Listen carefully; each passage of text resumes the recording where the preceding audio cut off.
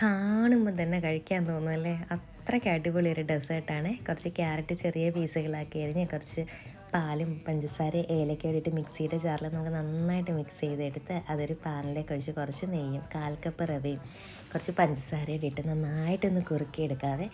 പാനിൽ നിന്ന് വിട്ട് വരുന്ന പരുവാകുമ്പോൾ നമുക്കടുത്ത് മാറ്റി വെക്കാം കേട്ടോ. വേറൊരു പാനിൽ കുറച്ച് പാലും കണ്ടൻസ്ഡ് മിൽക്കും കുറച്ച് പഞ്ചസാരയും ഏലക്കയും പിന്നെ ഞാൻ കുറച്ച് കോൺഫ്ലോർ കൂടെ ആഡ് ചെയ്യുന്നുണ്ട്, കസ്റ്റർഡ് പൗഡറും കൂടെ. നിങ്ങൾക്ക് വേണമെങ്കിൽ കുറച്ച് അരിപ്പൊടിയോ അല്ലെങ്കിൽ കോൺഫ്ലോറോ അല്ലെങ്കിൽ പാൽ മാത്രം ഒന്ന് തിക്കാക്കി എടുക്കാം കേട്ടോ.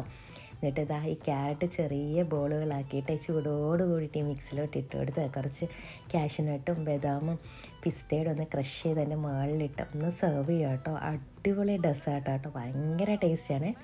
കുഞ്ഞുങ്ങൾക്കൊക്കെ ഭയങ്കരമായിട്ട് ഇഷ്ടപ്പെടും കേട്ടോ. ഗുലാബ് ജാമുൻ എന്നൊക്കെ പറയത്തില്ല, അതിൻ്റെ ഒരു വേറൊരു വെറൈറ്റി ഒരു ഐറ്റമാണ്. അപ്പം മസ്റ്റ് ട്രൈ ആണ്. അപ്പം തണുപ്പിച്ച് കഴിച്ചാൽ അതിലും ടേസ്റ്റാണ്. അപ്പോൾ എല്ലാവരും ഒന്ന് ട്രൈ ചെയ്യണം, മസ്റ്റ് ട്രൈ ആണ്.